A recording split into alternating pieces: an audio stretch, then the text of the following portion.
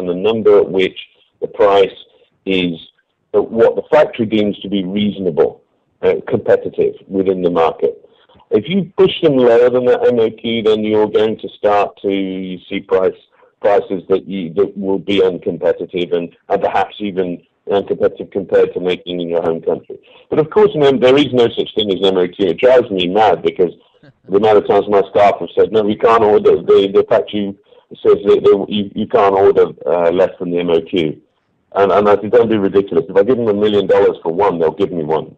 Trust me, there's no such thing as the MOQ. Yeah.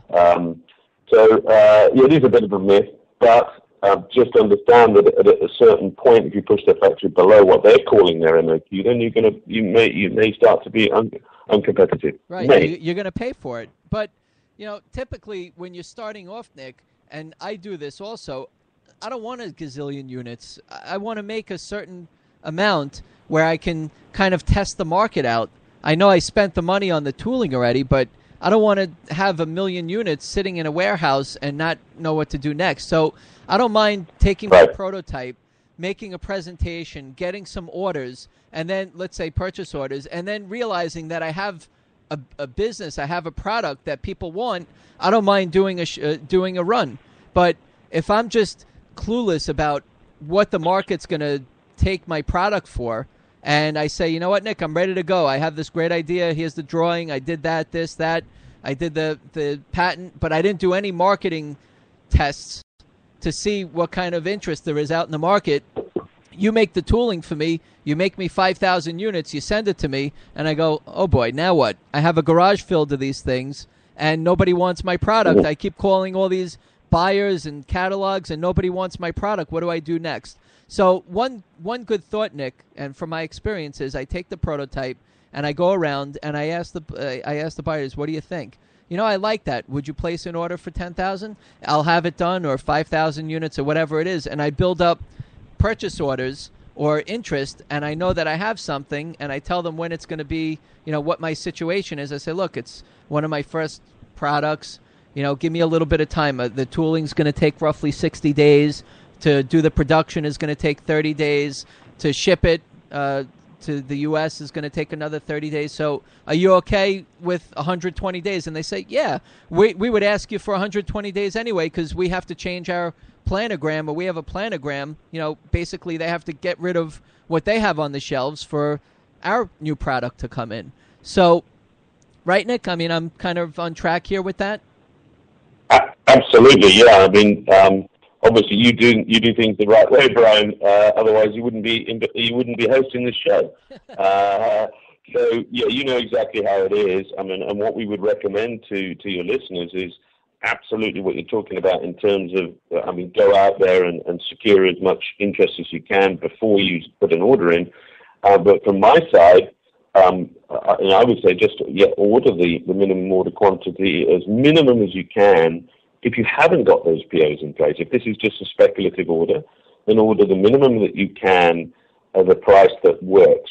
Now, what you've always got to look forward, and the worst case that we have is where an inventor comes to us and asks for, we get a quote, and it could be, 2,000, 5,000, 20,000, 50,000, and they would say, well, I've got this quote for 50. The 50,000 quote is $2, but the 2,000 quote is $5, and I have to say, well, that's because it's such a low quantity.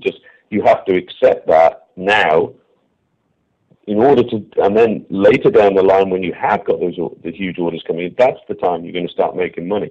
Don't expect to make money in the early stages. Right, but also be a smart business person and say, okay, if the product costs me $5, I'm not going to sell it for $6, because you want to be able to have some sort of margin to cover your costs and also the shipping and everything else. Don't lose money, but bring it to a point where you can make some money, but you're limiting your risk by the production amount that you're requesting. So there's a lot of different ways to look at it, Nick, but there's some good points that are made here from both of us. Hopefully the inventors feel the same way. Now, we end up making the product with you. We worked out the MOQ or whatever it is. We do the production. Let's talk very quickly now about the packaging and then putting it on a ship or sending it air. There's a couple questions that came in about how to work with a shipping agent and where to find them and so forth. I want to try to keep this as quick as possible. I know that some of these questions can be quite detailed, but let's see, maybe you can help us out with that, Nick. Okay, so packaging is always one that tends to get forgotten. So that's a very important thing. Get that in right from the start, because I can tell you now, if you don't specify the packaging, the cartons, whatever it is, then you'll get very, very cheap quality. So and my advice to everybody is make sure that is a very important part of the quoting process. They know exactly the kind of quality. You can even send them a box.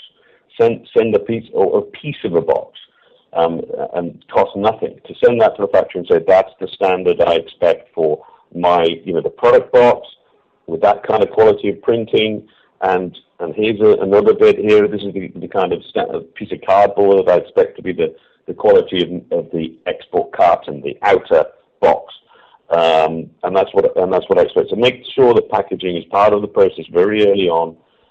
Because typically what will happen if you don't do it early on, the price is going to change and it's going to come back and bite you.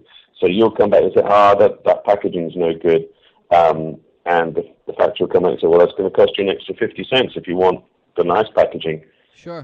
You could have worked that out a long time before, and then of course you don't want these things to come and bite you when you're not expecting them, because you may have already quoted a price. You will have already quoted a price probably to your customer. And now you're stuck with eating 50 cents yourself.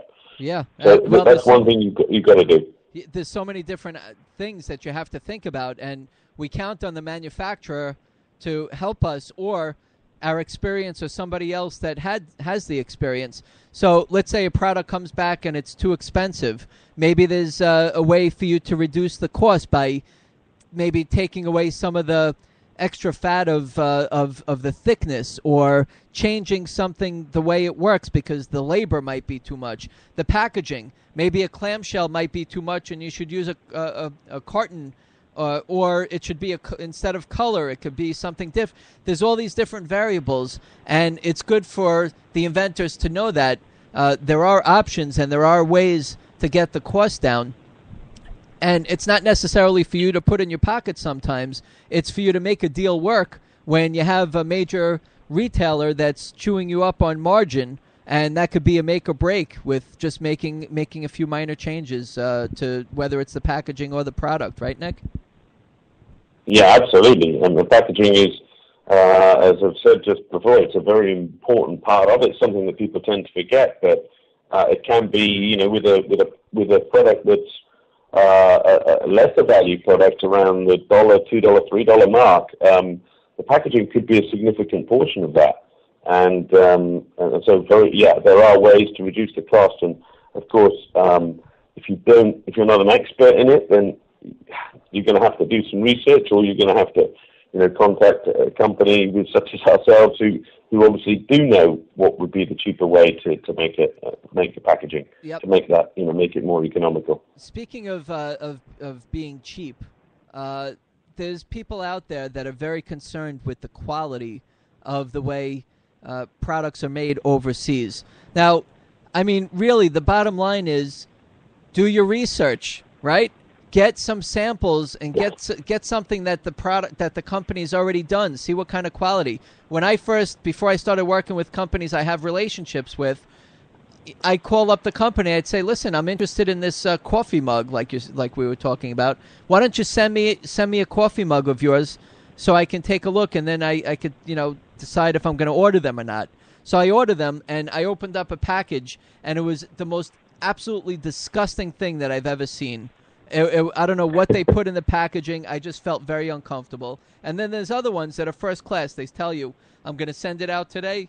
It's going to be here on Wednesday, and this is what it's going to cost, and this is how it's going to get to you. And those are the type of companies that you want to deal with. Organized, good quality. Look and inspect it yourself. But obviously when you're making the tooling, that's very important. You want good quality tooling, and a lot of people don't know to ask those type of questions on what to expect. But the most important thing is get references, get samples of products that they make. Ask people. It doesn't matter who it is. If somebody's manufacturing, ask them, right? Absolutely. Well, when it comes to quality, this is pretty simple, really. A part of it's a complex process. When you're talking about quality assurance plans and all that, it's relatively complex. But let's really simplify it. As part of the ISO 9001 manufacturing standards, international standards, of which you would expect every company that you want to deal with, and if you do your research, you'll see that they're ISO 9001 certified. Part of that process is that during the manufacturing, on that mass production line, sits something called the golden sample. If it's not on that, if the golden sample, and the golden sample is the perfect product. It is your hairdryer exactly as you want it. And whether that is one of the existing off-the-shelf product the company already makes, or one that you have developed together and is a production sample, one of a production sample has been approved, in many cases it will have been signed by you. So there it is. There's your hairdryer sat on the production line as the golden sample. It's like on a plinth. It's there for everybody to see, and it's part of the process. And you will have signed it. I even recommend you get the factory boss to sign it, and you make several of them, and you hold one, and one sits on the production line. And if the products that are coming off that line are getting packaged, ready to be sent to you, are not the same as the one on the golden sample, then the quality's not where it should be. Okay. And it's as simple as that. And you have to obviously make sure that you're getting what you pay for, and if you don't get what you pay for, then you obviously have to do something about it and make them redo it and kind of work out an arrangement. There's a few minutes left of the show, Nick. Tell us about the shipping, because there was a lot of questions that came in about shipping. And I know it's complex. I'm sorry, we're limited on time, but tell us a little bit about what we need to do with the shipping with these containers, half containers, sharing containers. What do we do, Nick? Yeah, it is complex, and I'm actually not a shipping expert. We're not a freight forwarding company. We use freight forwarding companies to assist us to also export, but of course we've been in it for years, so I understand the process.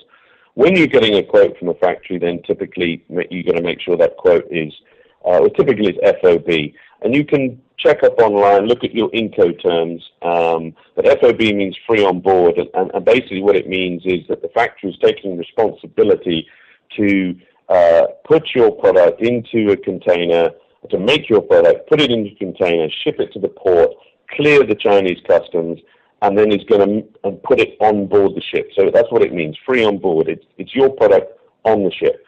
From there, it's your freight forwarder, someone you've employed, will take over the control of that product. And that would be then taking it from the ship. The ship would then sail, obviously, across to the U.S., be cleared through U.S. customs, be put on a truck, and then shipped to the destination.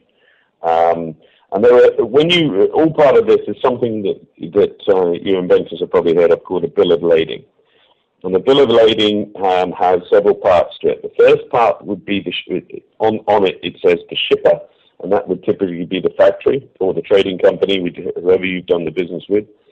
The second part would be the notify party, and that would be the freight forwarder that you're dealing with. And then the final part would be the consignee and the delivery address. And the consignee would be you with your delivery address or whatever delivery address that you've decided, whether it's a warehouse somewhere or something like that. So those are the elements of the bill of lading. And the bill of lading is what you need. You'll have a copy of that, which is when the container arrives by the truck, that's your piece of paper that says that belongs to me. Here I am. I'm the consignee, and he will also, the truck driver will also have a piece of paper and go, right, yeah, that's you. Here's your container. And it's trying to simplify it, but that's pretty much how it works. Oh, that's very interesting. And I just want to bring up a point to one. I'm not going to read the question from the inventor, and we're going over a little bit of time. Are you okay to stick around for a few minutes with us, Nick? Sure, Brian. Okay. Yeah. So the question also, there's a couple quick ones. The when